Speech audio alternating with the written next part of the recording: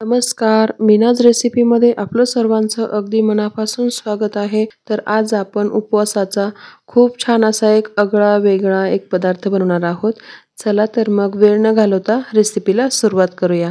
आणि हो, तुम्ही जर आपल्या चॅनलवर नवीन असाल तर प्लीज आपल्या चॅनलला सबस्क्राईब करा आणि शेजारचं बेल आयकॉन बटनही प्रेस करा. तर मी इथं फक्त 1 कप भगर घेणार आहे आणि त्याच्यापासून आपल्याला हा पदार्थ बनवायचा आहे.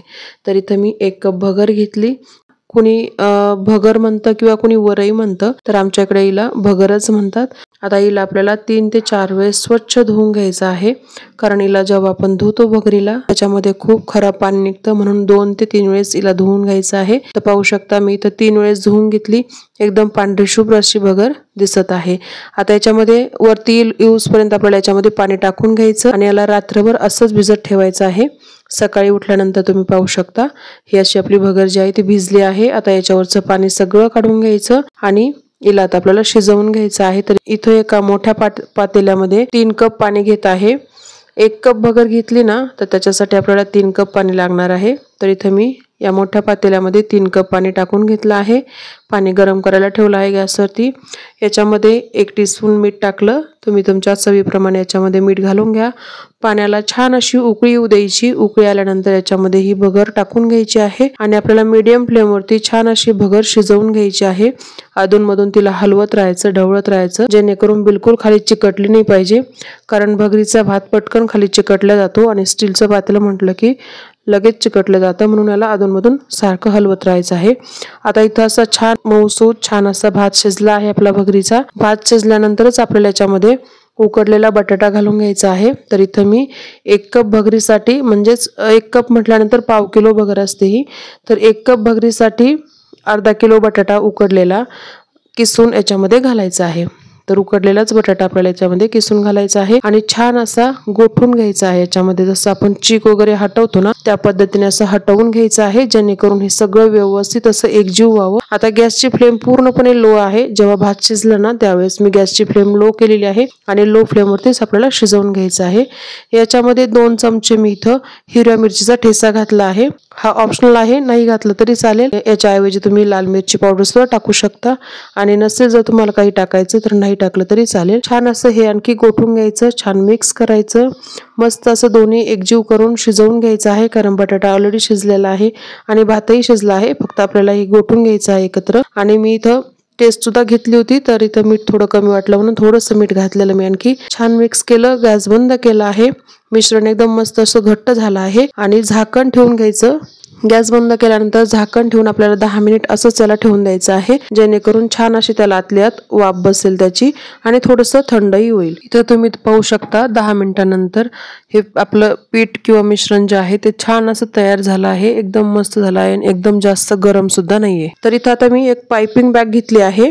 पायपिंग बॅग घेतली. अशी पायपिंग बॅग जर नसेल तुमच्याकडे तर तुम्ही एखादा मिठाचं पॅकेट असतं त्याची पिशवी घेऊ शकता किंवा दुधाची पिशवी घेऊ शकता आणि त्याच्यामध्ये असं हे मिश्रण भरून घ्यायचं आहे. जेवढं मावेल तेवढं एका ग्लासावरती ठेवून घ्यायचं, म्हणजे मग आपल्याला व्यवस्थित त्याच्यामध्ये मिश्रण भरता येतं. थोडासा शेंडा कट करायचा पुढचा, म्हणजे व्यवस्थित आतली हवा जी असते ती बाहेर निघते आणि व्यवस्थित असं भरल्या जातं आतमध्ये मिश्रण. पाठीमागून पॅक करून घ्यायचं आहे बंद करून, म्हणजेच इथं थोडंसं मी इथं रबर बँड लावून घेतला आहे. त्याला रबर लावून घेतल्यानंतर बाहेर बिलकुल मिश्रण निघत नाही.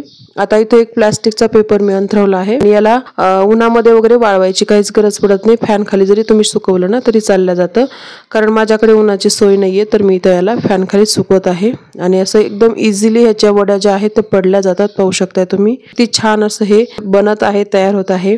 खूप सोपी रेसिपी आहे ही, तुम्ही नक्की ट्राय करून पहा. आणि फक्त 1 कप भगर, अर्धा किलो बटाटे एवढंच वापरलं आहे. त्याच्यामध्ये किती सगळ्या ह्या वड्या तयार होतात पाहू शकताय. अगदी सोपं आहे बनवण्याची पद्धत सुद्धा. तुम्ही नक्की ट्राय करून पहा आणि ट्राय केल्यानंतर मला प्लीज कमेंट करून कळवा की तुमची रेसिपी कशी झाली म्हणून. मला मुलांनी मदत केली होती, एकच मुलांनी मदत केली होती छोट्या, तर त्याला खूप मज्जा येत होती असं या पायपिंग बॅग मधनं असं करायला. याला खूप छान वाटत होतं त्याला.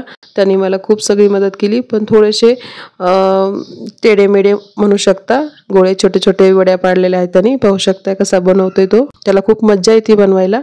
आणि मी यांना फॅन खाली सुकवलेलं 2 ते 3 दिवस याला फॅन खाली सुकवायचं आणि नंतर थोडंसं ऊन द्यायचं आहे, कारण आपण याला वर्षभर स्टोअर करून ठेवणार आहोत. तर इथं तुम्ही पाहू शकता आपल्या ह्या ज्या वड्या आहेत किंवा याला काही म्हणू शकता, वड्या म्हणा काही म्हणा, तर हे छान असं वाळून तयार झालेलं आहे. मी याला जवळपास 2-3 दिवस फॅन खाली सुकवलेलं आहे आणि नंतर एक दिवस थोडंसं 1-2 तास तरी ऊन दाखवायचं आहे त्याला, म्हणजे मग आपलं वर्षभर याला काहीच प्रॉब्लेम येत नाही किंवा कुठं जाळी वगैरे लागत नाही. तर मी याला थोडंसं आता तुम्हाला फ्राय करून दाखवणार आहे. खूप टेस्टी लागतात, खूप छान लागतात. काहीतरी वेगळं असं उपवासाचं बनवून पाहावं म्हटलं तर छान बनलं गेलं आहे. तर आता इथं मी शेंगदाण्याचं तेल गरम करून घेतलं आहे, त्याच्यामध्ये थोडेसे हे फ्राय करून घेत आहे. फ्राईज अगदी थोडेसेच इथं करणार आहे. उपवासासाठी तुम्ही एक वाटीभर जरी हे बनवले ना, फ्राय केले, तरी पण हे पोटभरीचं होऊन जातं. तुम्ही असं नक्की ट्राय करा. याच्यासोबत मी थोडेसे मूठभर म्हटलं शेंगदाणे सुद्धा फ्राय करावेत, त्याच्यामध्ये टाकून छान असे लागतात. एकदम छान लो फ्लेमवरती कुरकुरीत होऊस तर शेंगदाणे फ्राय केले आणि आता हे जे फ्राय केलेलं आहे त्याच्यामध्ये टाकून घ्यायचं आहे. छान मिक्स करायचं.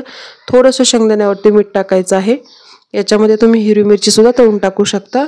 खूप छान लागतात, नक्की ट्राय करा. जर तुम्हाला ही रेसिपी आवडली असेल तर लाईक करा, शेअर करा, सबस्क्राईब करा, शेजारचं बेल आयकॉन बटनही प्रेस करा. वेळात वेळ काढून रेसिपी पाहिल्याबद्दल धन्यवाद. भेटूया लवकर अशा एका नवीन रेसिपी सोबत. तोपर्यंत हेल्दी खा, हेल्दी रहा. Bye bye.